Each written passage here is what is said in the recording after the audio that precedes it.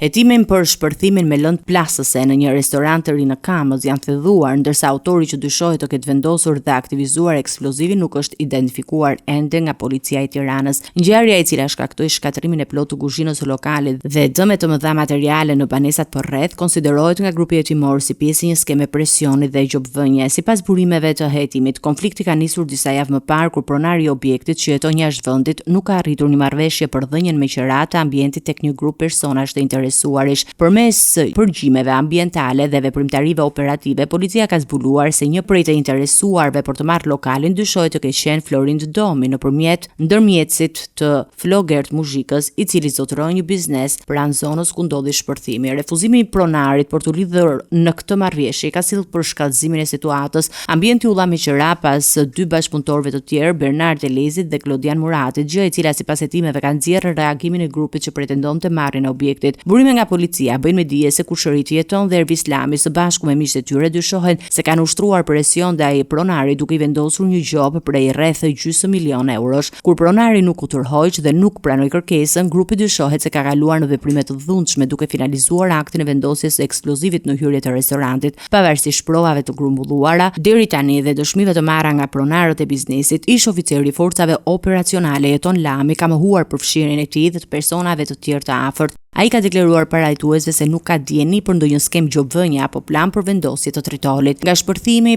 pati dëme të dukshme materiale, por fatmirësisht nuk u shënuan të lënduar. Grupi hetimor i Drejtorisë së Policisë Tiranë njofton se procesi hetimor është ende në zhvillim dhe se priten të dhëna të tjera, paksi ekziston dyshimi se në këtë ngjarje mund të jenë përfshirë edhe persona të tjerë për te të dyshuarve kryesor.